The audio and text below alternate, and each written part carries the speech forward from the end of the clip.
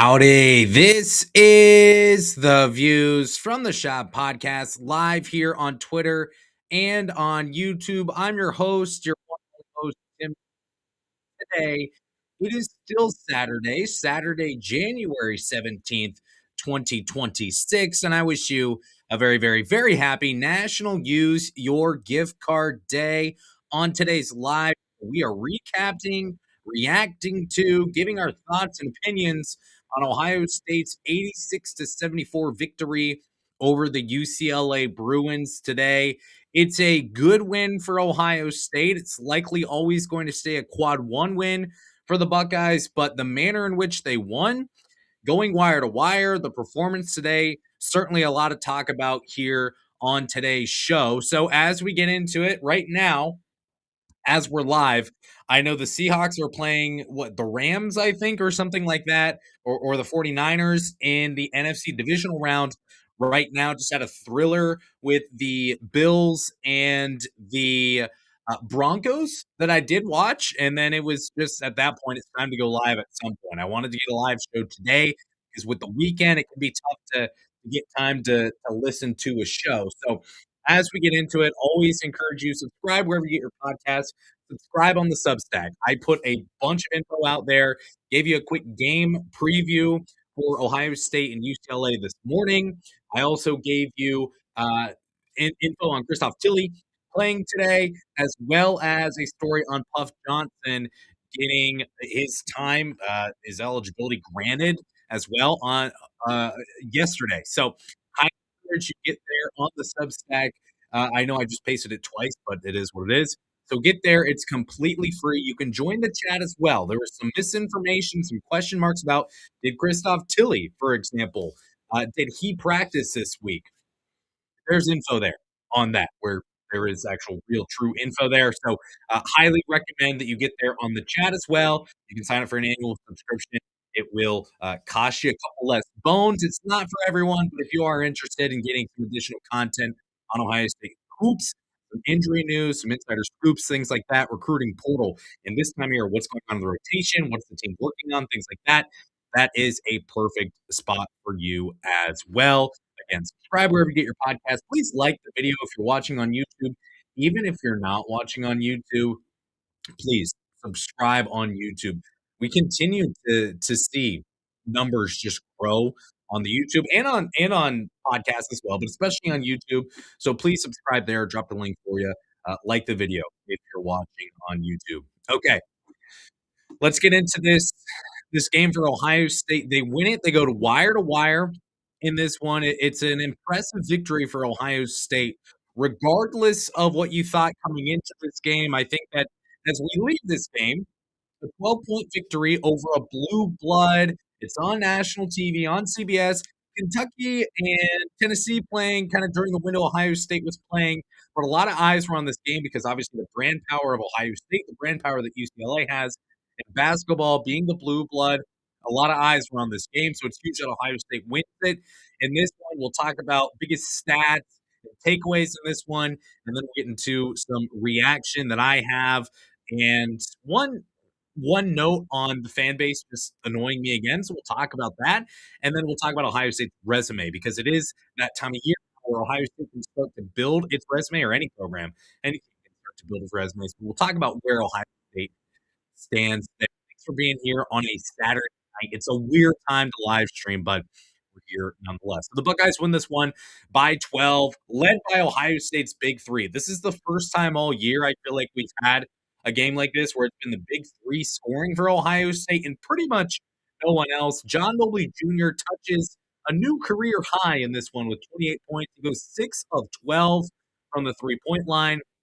He had 3 assists and 3 rebounds as well. He had 18 first half points, including 4 made triples. That huge shot at the end of the half was really big for Ohio State. This was a half where, again, Ohio State led the entire way from 2-0 all the way to the final buzzer. The Buckeyes led this game. And even going into halftime, you're up by 3 points. It's, yeah, it just feels like we should be up by more. Defense, there's a lot of lapses in the zone in the first half, allowed UCLA to get some shots up. It was just frustrating to go in the locker room up by 3. John Mobley Jr. hitting that three-pointer to go into halftime. felt like it was huge, at least to me. He looked really, really confident shooting the ball. And remember, this is a player that you may have even said before you want to transfer, quit, leave the team, move on, whatever the case may be during parts of this year, last year, whatever. You got to take some bad moments, but you're going to have good games like this from John Mobley Jr., where he is unconscious, where he is highly, highly confident shooting the ball, and he's aggressive. He just looked really, really good for Ohio State in this one. He leads the Buckeyes in scoring. He was really big for Ohio State. Devin Royal, 22 points in this game, 100% from behind the arc with three made three-pointers in this one, and he pulled in 9 rebounds as well. First question I have on Devin Royal, how many points does he score if he doesn't fall into foul trouble? Obviously, he fouled out in this game late, picked up a fourth foul with, I think, 11 minutes left to go in the second half. He still did play 30 minutes, but if Devin Royal doesn't kind of get hamstrung by foul trouble, maybe he leads the way for Ohio State in scoring in this one. He had a plus minus of 20 in this game. The next best number for Ohio State or anyone by that margin or by that factor was 14. So far and away, when Devin Royal was on the floor, he was the best in terms of helping the team score more points and allow less points. Part of that UCLA run late in the second half did come part two, Royal missing some time, and of course he does end up fouling out, but 22 points perfect in the three-point line. We'll talk about Devin Royal's shooting ability later on in this show, but he was big. And then the final piece of that big three for Ohio State in this one was Bruce Thornton, the one and the only, the captain, 21 points, 7 out of 11 from the field.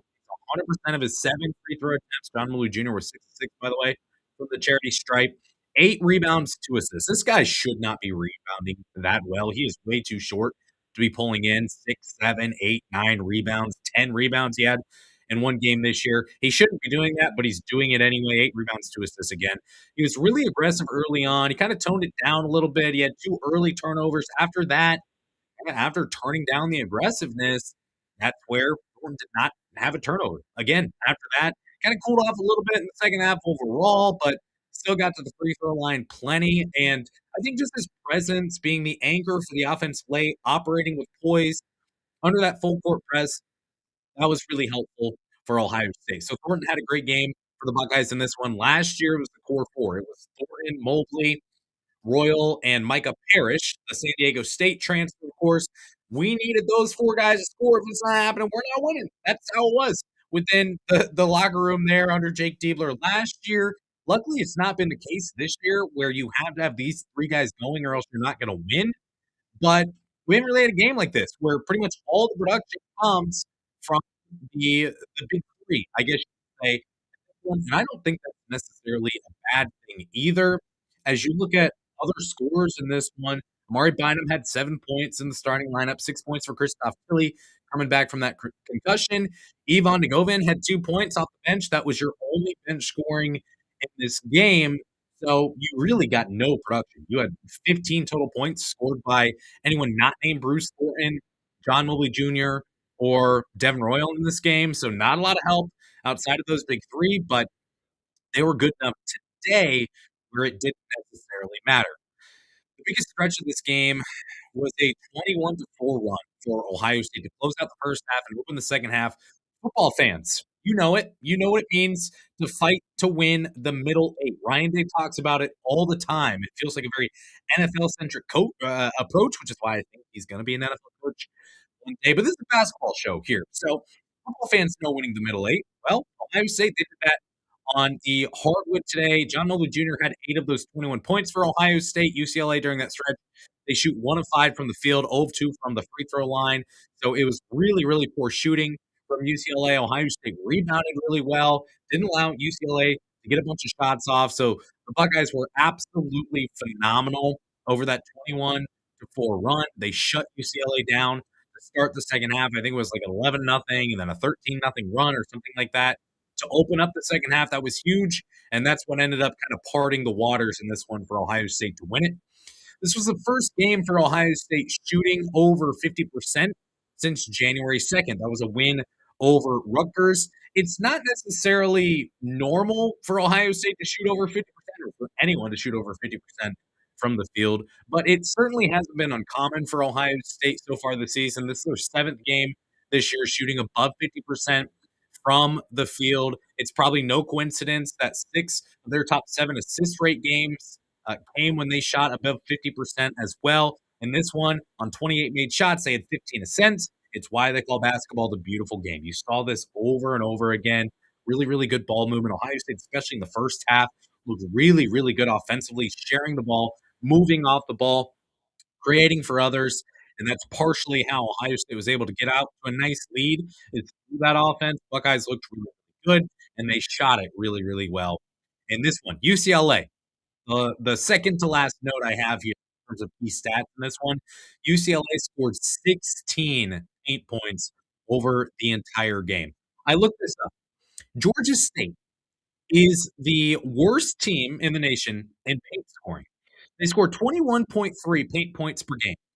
And Ohio State in this game allowed 5 points less than the worst team in the nation averages across the entire season in paint scoring. Now, granted, I will say this, UCLA, we know this. They don't shy away from shooting from the mid-range. 18% of their field goal attempts come from the mid-range. The about 1 out of every 10 across all of the NBA field goal attempts, they come from the mid-range. So UCLA way above the NCAA average there.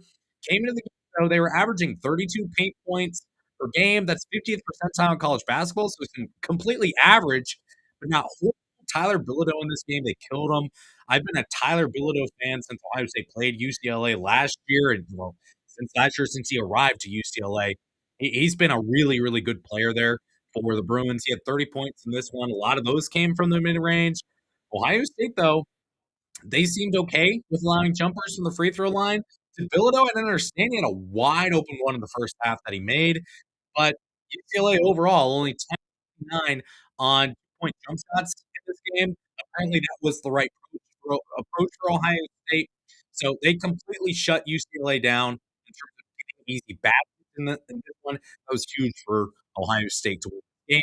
And the last one that I've got here, Ohio State trailed for 0 minutes and 0 seconds in this game. I tell you what, head coach Jake Diebler, he had this team prepared for this one. Ohio State, first of all, had a plus 3 day rest advantage over UCLA. The Buckeyes hadn't played since Sunday against Washington. Now, yes, they had to make the trip back to Columbus after being out west for a few days at that point. I think they left like Tuesday night, I want to say, to go out west. So they were out there for a long time. That said, though, Ohio State, with that rest advantage, UCLA, they played just on Wednesday night against Penn State. So the Buckeyes had the rest advantage. They looked like the more prepared team. They looked like the team that had double the time to prepare for this game. And I think you got to give Jake Diebler and his coaching staff credit for that one. They made some tweaks in the second half. I thought overall, this was the best game plan, best prepared Ohio State game so far this year against another Power 5 opponent. Late in the game, they broke the press really, really well. By the way, I'm not sure how Mick Cronin never got a tech in this game. I mean, you need to bleach the floors, you need to sanitize the seats. You may need to, like, christen the entire shot after the amount of expletives hurled by Mick Cronin in this game, and somehow never gets a technical foul. I'm fairly certain there were multiple FUs hurled at the refs, and they're just like, that's just Mick being Mick. And also, why is Mick named Mick? And why is his dad named Heb? Those are just weird names. But outside of that, okay effort from Mick Cronin, a lot of expletives, and that's just how it goes. And yet, coaches coach with him. Players decide to go play for Mick Cronin, so clearly he's doing something right. But in this game, it felt like Jake Diebler was a better coach, and that's insane to say when Mick Cronin was standing, what, 40 feet away from him for most of this game. So I think you give Ohio State, you give the coaching staff credit in this one. It was a big win for the Buckeyes. How about some takeaways? I think that's probably where we need to go next in this one. I tell you what, one thing that looks good on Ohio State at this point is the Buckeyes are putting these first half blues to bed. So after the North Carolina loss, I told you on this show more details in the Substack chat that Ohio State's really working hard on finding better rotations and trying to get off to better starts in the first half. And I think Jake Diebler even said that publicly in his press conferences. It's something Ohio State was really, really focusing up until the Oregon win on January 8th. Ohio State hadn't led at halftime against a Power 5 team all year. I think that they had a winning record somehow in those games, even though they never had a lead at halftime. But now at this point, look at Ohio State. They've now led in each of the past three games, all of course against Power 5 opponents. They're scoring 38 points per game in the last three at halftime. I'm not packing it in. I'm not saying it's fixed. Bob the Builder hasn't come here, repaired everything with that guy that carries cement, and he's not packing it in for the day. But this is a great sign. And again, tip of the cap to head coach Jake Diebler for finding some solutions here in the first half because this UCLA team is not bad. We'll talk about that later in the show. UCLA is not bad. Washington is not bad. And Oregon is not bad. I know Oregon's really low in the net right now. It's not helping Ohio State. That's always going to be a quad two game. You hope it doesn't fall to 10. It won't fall to quad three. But regardless, I think the overall performance from Ohio State in first halves over the past couple games it's good to see some development on this part because this is where a lot of people just hate Jake Diebler regardless of what he does.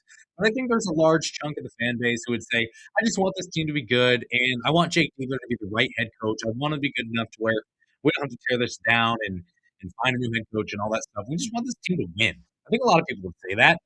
And after this game, specifically, you've now got three in a row where Ohio State is good in the first half. And that's an encouraging sign to see Jake Diebler starting to develop a solution here for a problem that we've seen unfold in front of our eyes so far this year. So that's good. Second takeaway from this game. Devin Royal, he's just a good three-point shooter. It's official. We're good here. I've seen enough. Hopefully you have as well. He came into this game shooting 36% from deep, which would make him third on the team, by the way. Here's a question for you. Where would Ohio State be without Devin Royal's shooting? So you come into this year, you know John Mobley Jr., you know Bruce Thornton are going to bring it from the three-point line. We know that. That's not a question. It's not something we have to worry about, not a concern, anything like that. Then you look past them. You're hopeful about Brandon Knoll and Christoph Tilley. Brandon Knoll's out indefinitely. Christoph Tilley, not a three-point shooter whatsoever. At this rate, it's going to be by far his worst three-point shooting season as a college basketball player for Tilly. You've got nothing from Jason Chapman and Gabe Cupps. No one on the team outside of Thornton and John Mobley Jr. have consistently made three-pointers this year other than Devin Royal. And remember, coming into the season, we're saying, yeah, can Royal play on the wing? Can Devin Royal develop that three-point shot? At this point, he has. People should probably give Devin Royal his flowers. At this point, I fear where Ohio State would be this year without that development from Devin Royal. I know that there's other question marks, concerns, just flat out red flags about Devin Royal playing on the perimeter. This is something that's good for Ohio State. He's playing really, really well there, and it's an encouraging sign to see. Gabe Cupps, Colin White. They did not shy away from shooting today. Combined, they took 5 field goals. They missed all of them.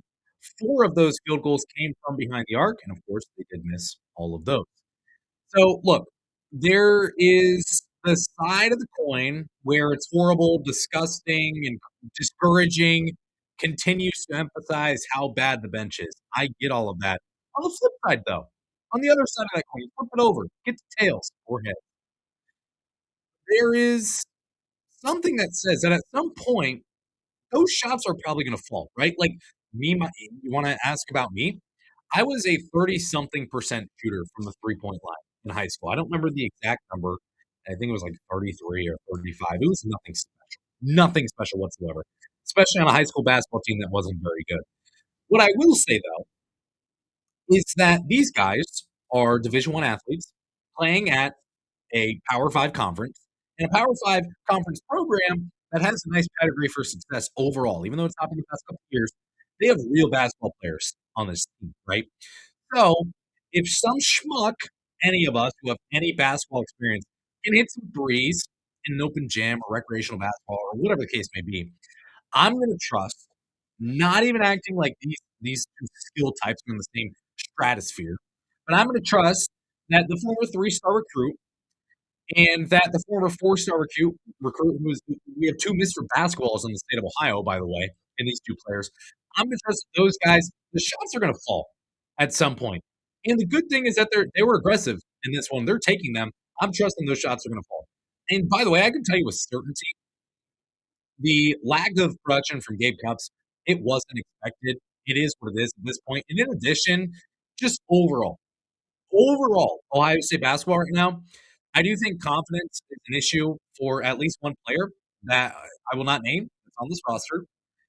Based on my own observations, based on conversations with this one player, maybe, who I will continue not to name, I think confidence is an issue. And the fact that you've got two players right now who are let them fly, even if they're not making them, hey, at least they're looking to shoot at this point, which is something that Jake Diebler wants from them. It's something I want from them as well. So is it good that they went 0-5 combined?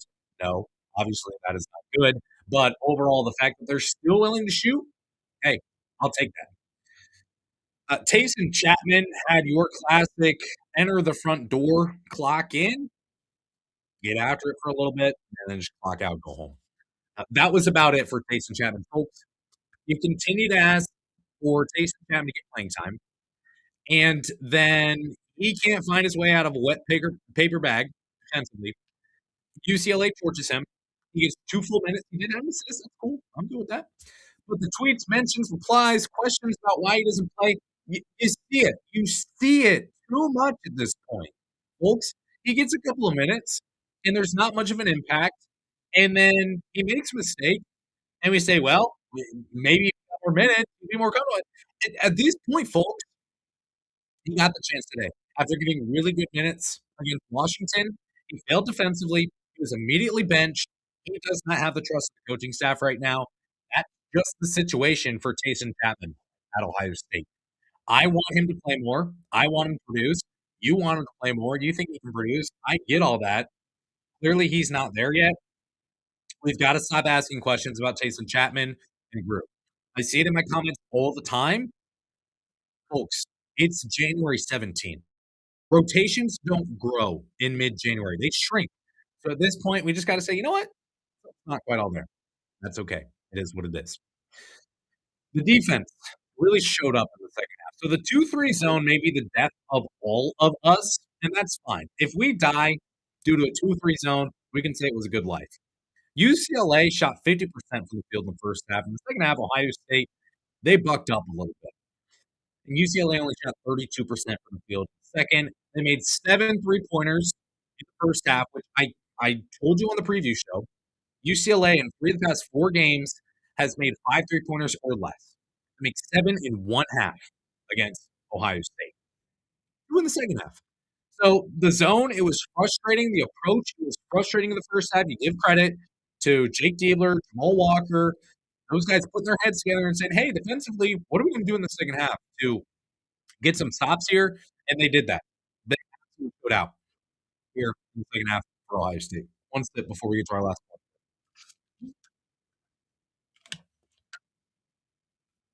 This one, doozy. So I'm fed up at this point with the fan base. The fan base needs to figure out what it wants here in Columbus with this Ohio State basketball program.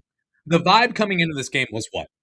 We came into this game wondering, first of all, is Christoph Tilly going to play? Because if not, I think we're screwed. Well, we find out Christoph Tilly is going to play. He's not on the availability report. He's good to go. So then we look at, well, Ohio State's favored by 4.5 points. What do you guys think? We going to win? How do we feel? That was how the fan base felt coming into this game. And then 2 hours later, we get whiplashed into a game where Ohio State never trailed, a game where Ohio State won by 12, double digits. They covered the spread by a very wide margin, and they pretty much dominated another bubble team, blue blood team for 40 minutes. Remember, coming into this game, we said, I don't know. I hope Ohio State wins, but I'm not sure. So, look, Ohio State can't be a bad team and then beat UCLA, and then all of a sudden we say, well, because Ohio State beat UCLA, UCLA is really bad. This game doesn't mean anything to us. This team right now is a bubble team. It hasn't seen its name on an NCAA tournament bracket since I started this freaking podcast. And yet here we are clamoring for Ohio State to be good again. And what happens? Ohio State picks up a win today, and fans are upset. Fans are crying. Fans are saying things like, "This is not your grandfather's UCLA. They're about on our level." Okay, okay, that's fine. What else are people saying? And these are just in my mentions. These are literally just in my mentions alone. I don't know what else people are saying. Let's pull up another one here. Don't get excited. That's not a tournament team. Talking about UCLA. Okay, I won't get excited. Don't worry about it. I won't get excited. And then let's see. What else do we have here? One more for you. Now we're talking about Jake Diebler taking a timeout there right before the half, where Jake Diebler made a reporter who took a timeout and scored. And the comment is, so his timeout was a ball screen? Shouldn't need a timeout for that. Folks, what the F are we doing here? At some point, you got to decide I want Ohio State basketball to win, and I'm going to watch them, or I don't want them to win because I'm pissed off about Jake Diebler being the head coach, which is not going to freaking change. It's not going to change. Get over it. Move past it. Stop talking about Dusty May. Stop bringing up Coach Cal. That's just dumb. Move on.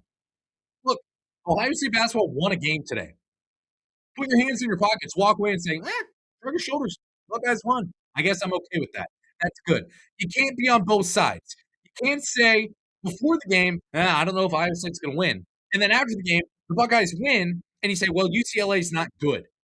And now you take credit away from Ohio State for winning a freaking basketball game, which is what we've all wanted all along. So then Ohio State wins the basketball game, and you're mad about it.